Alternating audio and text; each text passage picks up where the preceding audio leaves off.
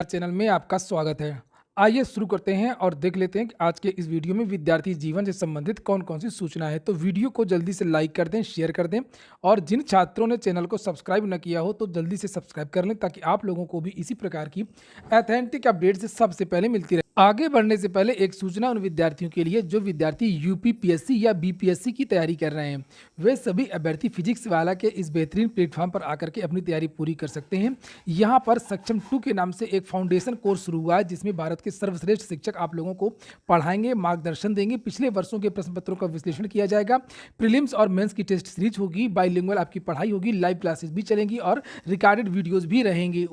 Answer writing करवाई जाएगी, doubt clearing session भी चलते रहेंगे और यहाँ पर फीस लिखिए केवल 3,999 रुपये। एक चीज़ और, अगर आप लोग एक कोड का प्रयोग करेंगे, कोड का नाम है PSC 005। मैंने आपको पहले ही बताया है PSC 005, तो आपको 500 रुपये की और छूट मिल जाएगी।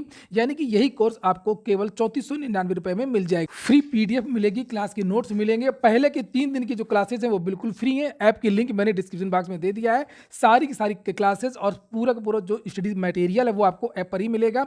यहाँ पर आप लोग बहुत सारे जो टीचर्स हैं उनको देख सकते। फिजिक्स वाला प्लेटफॉर्म के फाउंडर अलक पांडे हैं और इनके साथ में लोकेश सर, वरुण सर, दीपक सिंह और बहुत सारे टीचर। ये कोर्स 22 मार्च को शुरू हुआ है, 22 मार्च को, और इसकी जो वैलिडिटी है वो लगभग 2 साल है। यानी कि 31 दिसंबर तक आप इसमें पढ़ाई कर सकते हैं। यहाँ पर पूरा लिखा हुआ है, पूरे टीचर्स कौन कौन है और क्या क्या आपको मिलेगा, कितनी क्लासेस हैं, सारी जानकारी आपको इस ऐप में मिल जाएगी। डिस्क्रिप्शन के साथ साथ कमेंट बॉक्स में भी इसकी जो लिंक है वो उपलब्ध है। चलिए शुरू करते हैं आज की सूचनाओं को। सबसे पहले तो हम बात करेंगे, एग्जाम कैलेंडर घोषित हो गया है SSC की बहुत सारी परीक्षाओं का। ये देखिए, और ये आज ही की नोटिस जारी हुई है। मल्टीटास्किंग एंटी स्टाफ 2022 की परीक्षा यहाँ पर लिखी हुई है 2 मई से लेकर के 19 मई और 13 जून से लेकर के 20 जून। Sub inspector Delhi police, central armed police force examination tier 2 का जो एग्जाम है वो 2 मई को लिखा हुआ है। और combined higher secondary level examination 2022 tier 2 की जो परीक्षा है वो 26 जून को यहाँ पर हो रही है। इसी तरीके से सिलेक्शन पोस्ट का जो एग्जाम है वो 27 से लेकर के 30 तक है।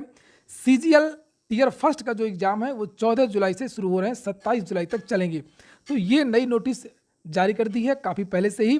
PCS में पदों की संख्या के बारे में विद्यार्थियों को बहुत ज़्यादा कमेंट आ रहे थे, तो जो मुझे जानकारी मिली है कि PCS में पदों की संख्या अभी 265 के आसपास ही है।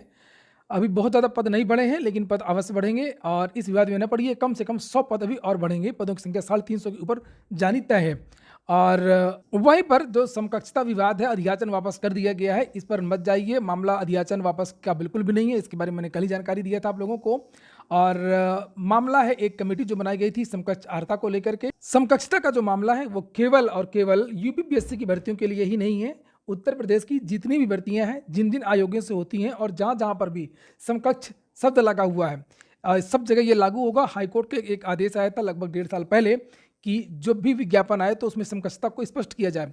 इसी से बचने के लिए उत्तर प्रदेश अधीनस्थ सेवा चयन आयोग से भी ऐसी भर्तियां नहीं निकल रही हैं जिसमें समकक्षता लगा हुआ है, और उत्तर प्रदेश लोक सेवा आयोग ने भी रोक रखा है। हालांकि कमेटी ने रिपोर्ट बना करके भेज दिया है और अभी उस रिपोर्ट को संस्तुति नहीं दी गई है, तो अंतिम चरण में है। बहुत जल्दी ये क्लियर हो जाएगा। उसके बाद में आप लोगों को उत्तर प्रदेश अधीनस्थ सेवा चयन आयोग से भी कुछ भर्तियां हैं जो रुकी हुई हैं, जिसमें समकक्षता या ओ लेवल का मैटर है। चाहे वो आपका सहायक लेखाकार वाली वैकेंसी हो, चाहे वो ASO वाली वैकेंसी, चाहे वो उत्तर प्रदेश लोक सेवा आयोग की RO, ARO, BEO, APS या LT ग्रेड शिक्षक भर्ती हो, तो इसमें कुछ बचा नहीं है। यानी कि जो कमेटी बनाई गई थी समकक्षता को लेकर के अलग अलग कि B.Ed के समकक्ष में क्या क्या है, ओ लेवल के समकक्ष में क्या क्या है, जीव विज्ञान के समकक्ष में क्या क्या है, जिन जिन भर्तियों में ये कहा गया है वो सारी कमेटी ने रिपोर्ट बना करके दे दी है। और अब ये लागू किया जाए, इसको लेकर के जो मंजूरी है वो शासन को भेजी गई है, वो नहीं अभी तक क्लियर हो पाया है। वो जैसे ही क्लियर हो जाएगा वैसे ही विभिन्न चयन बोर्डों से, भर्ती आयोगों से विज्ञापन निकलना शुरू हो जाएगा। अधीनस्थ का तो मुझे नहीं पता है, लेकिन लोक सेवा आयोग ने जरूर इसके लिए 2-3 बार रिमाइंडर भेजा है और अधियाचन वापस नहीं भेजा गया है। बस मामला यही है जो मैंने अभी आप लोगों को जानकारी दी है। बात करते हैं RO, ARO नई वैकेंसी। RO, ARO की नई वैकेंसी में अभी देरी लगेगी और मेरी आज ही बातचीत हुई है विभाग में और जानकारी ये दी गई है कि हाईकोर्ट तो चाहता है कि RO, ARO की वैकेंसी नहीं हो, लेकिन इसके लिए पत्र भी भेजा गया है शासन को संस्तुति के लिए।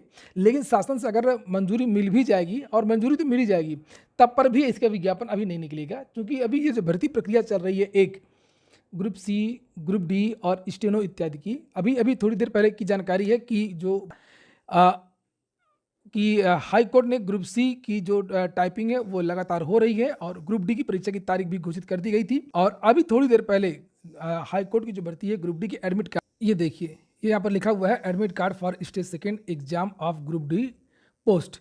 तो इसके जो एडमिट कार्ड है वो जारी हो गए हैं। हाँ, तो हम लोग बात कर रहे थे आरओ एआरओ की। तो जब तक ये इस भर्ती का परिणाम नहीं जारी हो जाएगा फाइनल, ये भर्ती कंप्लीट नहीं हो जाएंगी ग्रुप सी और ग्रुप डी की, तब तक आरओ एआरओ का विज्ञापन नहीं निकाल रहे हैं, ऐसी चर्चाएं हैं, ये हाई कोर्ट की हैं। और अगर जो भर्ती के लिए तो कही दिया गया है हाई कोर्ट की तरफ से, तैयारियां भी हो रही हैं, लेकिन विज्ञापन भी रोका जाएगा कुछ दिन के लिए।